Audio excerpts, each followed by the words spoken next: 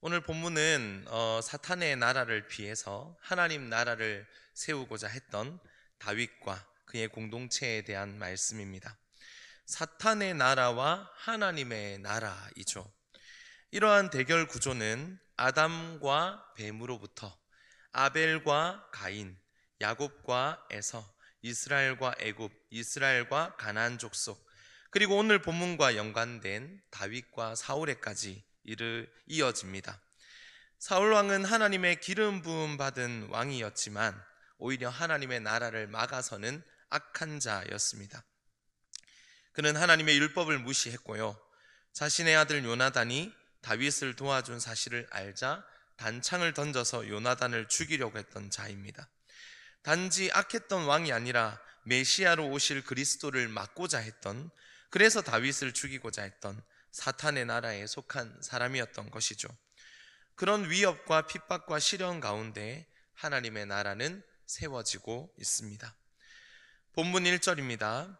그러므로 다윗이 그곳을 떠나 아둘람 굴로 도망하매 그의 형제와 아버지의 온 집이 듣고 그리로 내려가서 그에게 이르렀고. 다윗은 요나단의 도움으로 노비라는 땅을 거칩니다.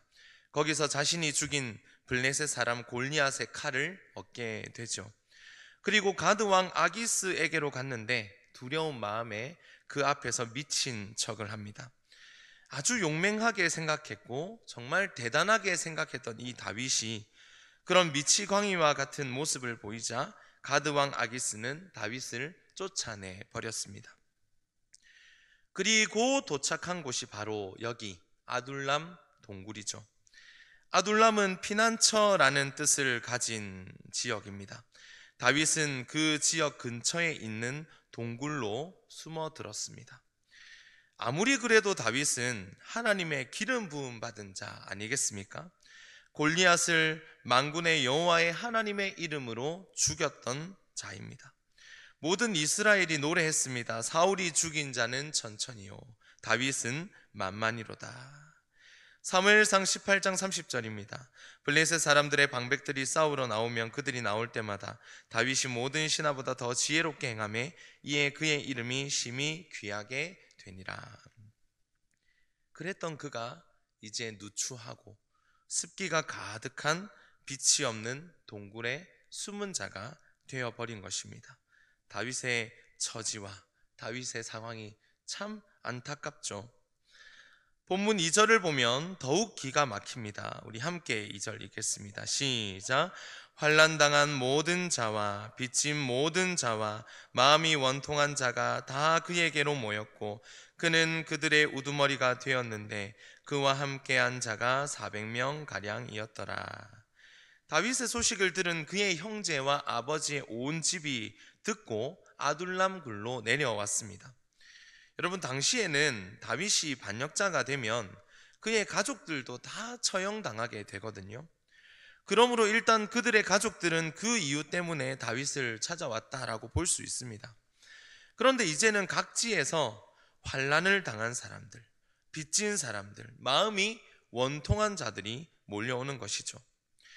아니, 좀 힘도 있고요, 재물도 많고요, 마음도 여유로운 그런 사람들이 와서 조금이라도 도움이 되고 힘이 되어주면 좋겠는데 이거 완전히 반대입니다.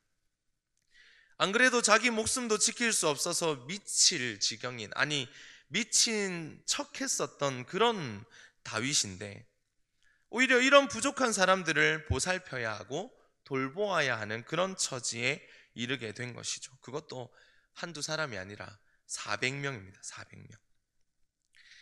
한숨밖에 나오지 않는 이런 상황에서 그럼에도 다윗은 하나님을 찾습니다. 하나님을 의지하고요, 하나님께 고백하며 하나님께 기도하며 하나님께 찬송하며 감사하고 있습니다. 우리는 그 내용을 시편 142편과 57편을 통해 알 수 있습니다. 시편 140편을 가리켜 한 신학자는 그의 비참한 상황을 더욱 비참히 만드는 그런 거룩한 부담감과 한편으로는 또 참담함으로 지친 심령 가운데 고백한 시편이라고 설명합니다. 시편 142편입니다. 내가 소리내어 여호와께 부르짖으며 소리내어 여호와께 간구하는도다. 내가 내 원통함을 그의 앞에 토로하며 내 우환을 그의 앞에 진술하는도다. 내 영이 내 속에서 상할 때에도 주께서 내 길을 아셨나이다.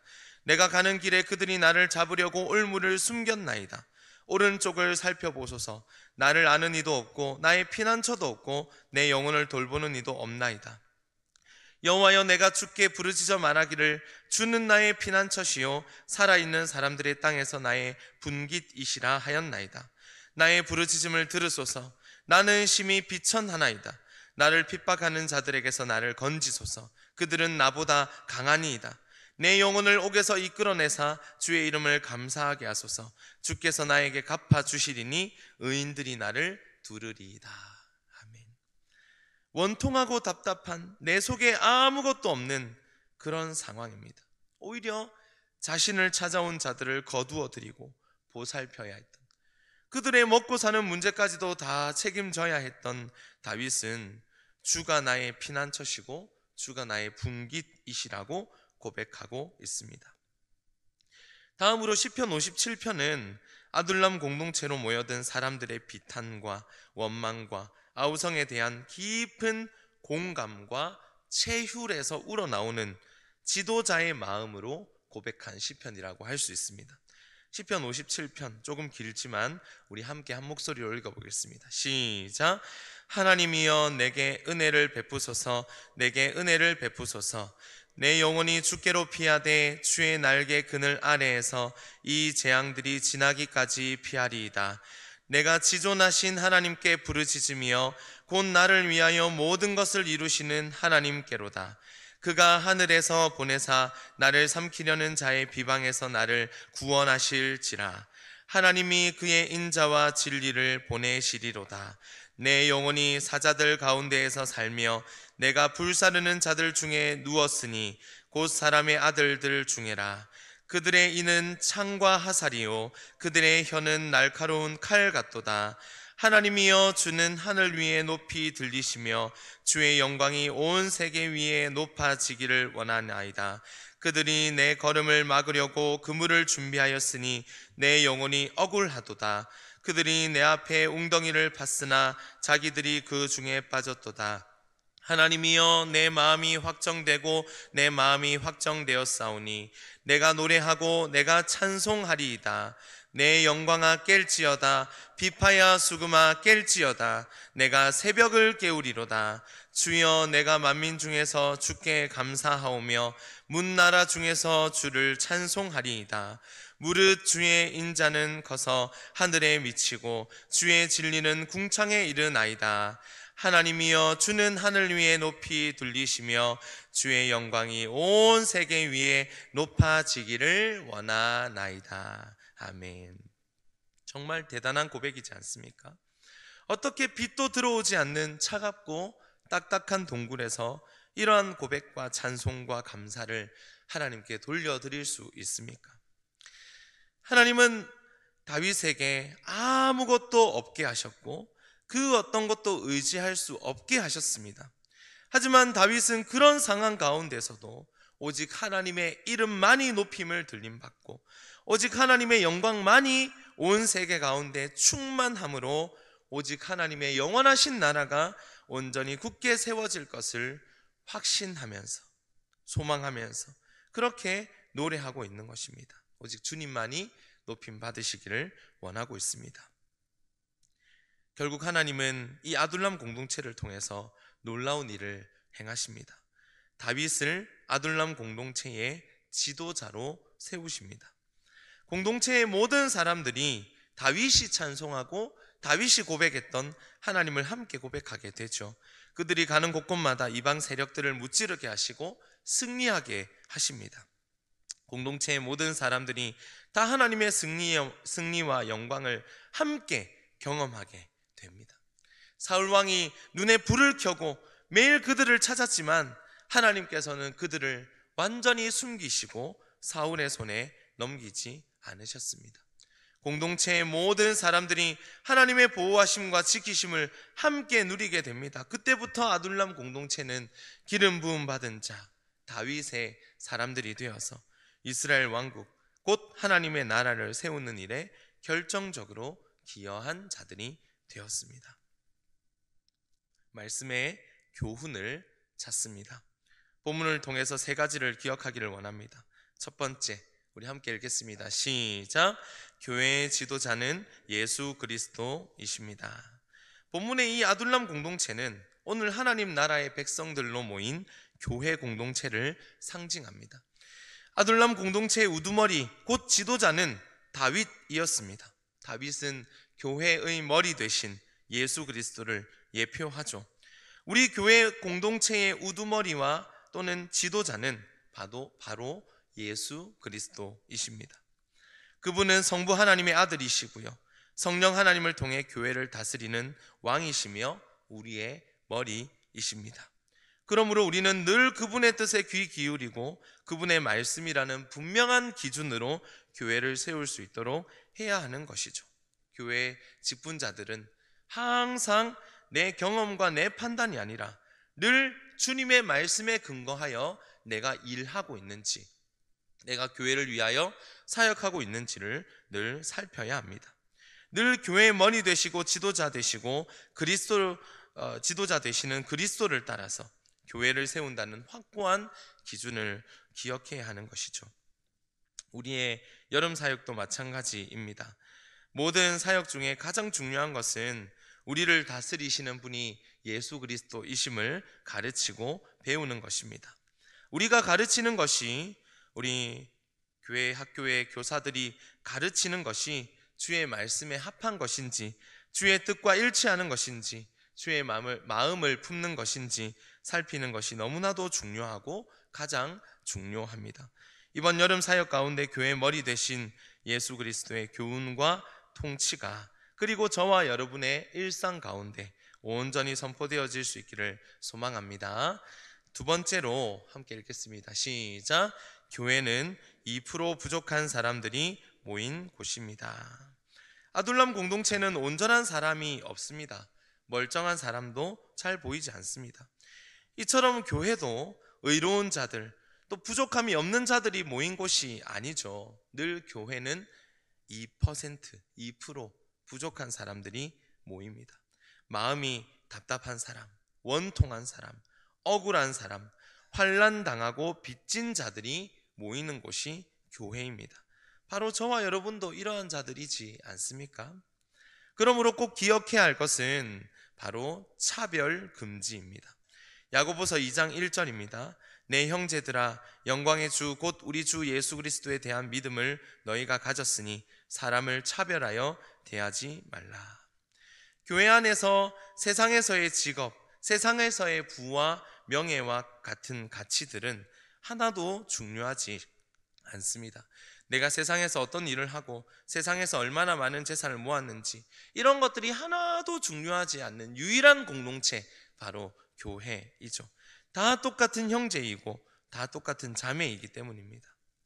우리의 부족함을 인정할 수 있어야 됩니다. 그래서 우리의 연약함을 인정할 수 있어야 합니다. 그래서 우리는 서로를 바라보면서 세상의 껍데기나 세상의 허물로 다른 사람들을 평가하거나 판단하지 않도록 해야 합니다. 마찬가지로 여름 사역도 마찬가지죠. 우리 아이들을 동일한 한 몸 된 지체로 여겨야 합니다. 특별히 유아 세례를 받고 입교했거나 학습을 받고 세례를 받은 청소년들, 청년들은 다음 세대가 아니라 지금 우리와 함께 한 몸을 이루는 같은 지체입니다. 우리 몸 중에 손이 귀합니까? 발이 귀합니까? 눈이 귀합니까? 입이 귀합니까? 다 귀하죠. 어느 하나 귀하지 않은 것이 없습니다. 지금 이 자리에 앉아있는 저와 여러분과 동일하게 귀하고 소중한 우리 아이들, 우리 청소년들, 우리 청년들, 조금 2% 부족해 보일 수 있어도 우리는 그들을 존중하고 사랑하면서, 또한 바로 내가 2% 부족한 자라는 사실을 먼저 인정하고 겸손함으로 주의 교회를 세워나가실 수 있기를 소망합니다. 세 번째로 함께 읽겠습니다. 시작. 우리가 함께 할 때 새벽을 깨우고 새 역사를 이룰 것입니다. 아둘람 공동체에 모인 사람들은 한 사람 한 사람 보잘것없는, 소위 세상에서 버림받은 사람들이었지만 그들이 다윗을 중심으로 하나가 되었을 때 하나님 나라를 세우는 주축이 되었다는 사실을 우리는 기억해야 합니다. 이 다윗을 중심으로 했다는 말은 특별한 지도자나 유명한 지도자를 중심으로 했다는 말이 아니죠. 다윗의 자리는 곧 하나님의 자리입니다. 결국 하나님을 향한 신앙을 중심으로 하나가 되었다는 의미입니다. 교회를 세워가는 것도, 하나님의 나라를 세워가는 것도 어떤 특별한 지도자나 어떤 특별한 영웅으로 이루어지는 것이 아닙니다. 이제는 우리는 그리스도를 머리로 하는 교회로서 함께 한 마음으로 함께 교회를 세워나가야 합니다. 오늘 우리의 교회, 오늘 우리의 여름 사역도 그리스도 안에서 함께하고 또한 하나 되는 시간이 될 수 있기를 소망합니다. 주의 말씀으로 하나 되고 주의 사랑으로 하나 되고 주의 나라와 뜻을 위한 거룩한 사명으로 하나 되어서 새벽을 함께 깨우고 또 새 역사를 함께 이루며 주의 영광을 하늘 위에 함께 높이 나타내고 드러내는 저와 여러분 되실 수 있기를 소망합니다. 특별한 한 사람이 아니라 특별하지 않는 2% 부족한 사람들이 모여서 함께 같이 하나님의 나라를 세워갈 수 있기를 소망합니다. 말씀을 정리하겠습니다. 준비되고 있는 이 여름 사역, 그리고 주의 몸된 교회로 세워지는 우리 남천교회가 연약하고 부족한 자들이 모여서 위대하고 거룩하신 하나님을 알리고 선포하고 하나님이 행하시는 새 역사를 경험하는 복된 저와 여러분, 우리 아이들, 우리 청소년들, 우리 청년들, 남천교회 모든 성도들 되실 수 있기를 축복합니다.